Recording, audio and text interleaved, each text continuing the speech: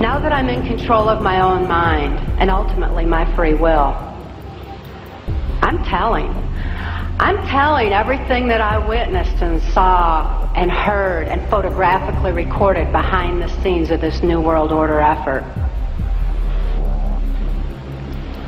These criminals that are in control of our country operate on the philosophy that secret knowledge equals power.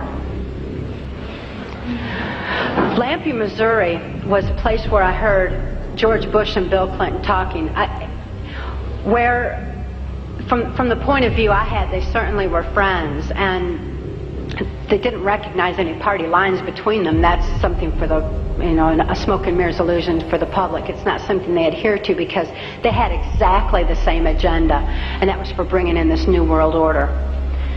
For as intelligent as these perpetrators are, they're limited in their thinking by their own immorality.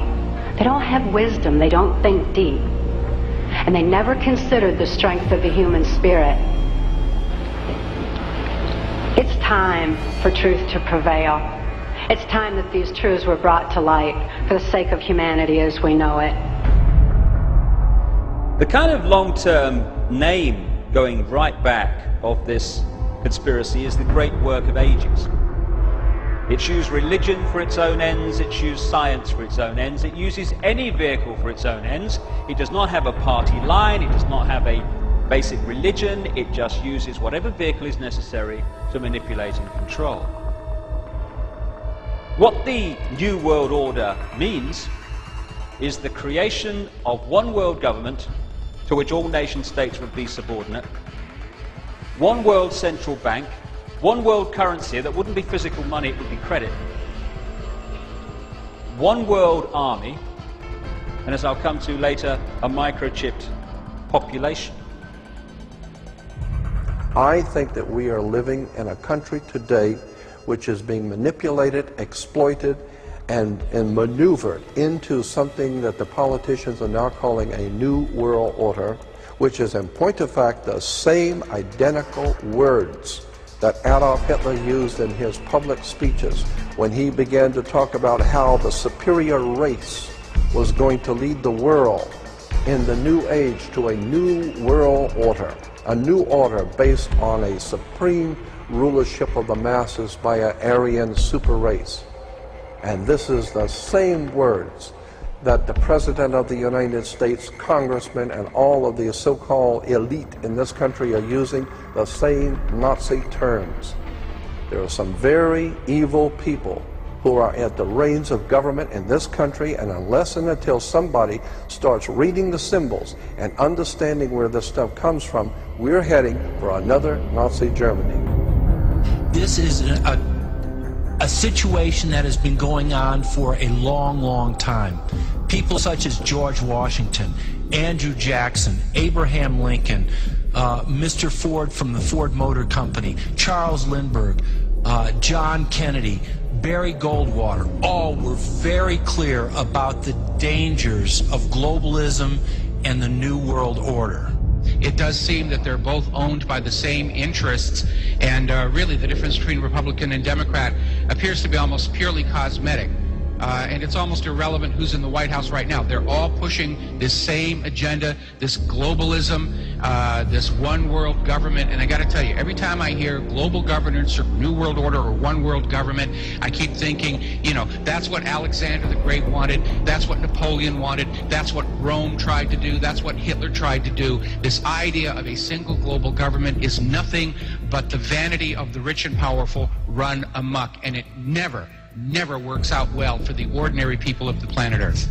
Let's turn now to the G20 summit in London. President Obama calling the meeting a turning point. And the summit's host, British Prime Minister Gordon Brown, said he sees the emergence of a new world order. It took 15 years for the world to come together to rebuild and renew our economies. This time, I think people will agree that it is different. We will not hesitate, as long as people are losing their jobs and their homes, to make the difference that we can by improving their prosperity. Today's decisions, of course, will not immediately solve the crisis, but we have begun the process by which it will be solved. We are engaging in a deep process of reform and restructuring of our international financial system for now and for the future, and we have maintained our commitment. I think a new world order is emerging, and with it the foundations of a new and progressive era of international cooperation. We have resolved that from today we will together manage the process of globalization. Well, there's no question is that Obama is a perfect Trojan horse for these people. He is the most charismatic, he's the most articulate, he's just awesome. He was the perfect pick by the Illuminati to carry their water. And that just makes the game a lot more interesting, and it makes it a lot more dangerous, because if Brother McCain had gotten elected, it would have been easy to pick him apart. And I agree with Alex, at this time, we need to set our priorities, and we need to stay focused, and we need to keep on track of what's really important, because survival is what it's all about right now. Well, you've heard the information and possibly read it in The Biggest Secret at greater length also. The question is, what are we going to do about it? That's entirely up to you as an individual and me as an individual. As someone once said, what you think of me is none of my business, and it's not. This is just information, make of it what you will. But what we make of it and what we decide to do in the light of this knowledge will decide the kind of world that we and our children are going to live in the next few years and beyond. The Chinese have a word that means at the same time both danger, crisis, and opportunity. And that's the situation we're in now. Yes, there's a crisis. Yes, there's a danger of this global fascist state becoming reality, but it's also an opportunity to wake up and make the change that will turn this planet from a prison into the paradise it once was and the paradise it will become again. And that is about choice. Choosing what we do as a result of what we know. And to change, as Bill Hicks said, doesn't need big bank accounts. It just means a choice right now between fear and love.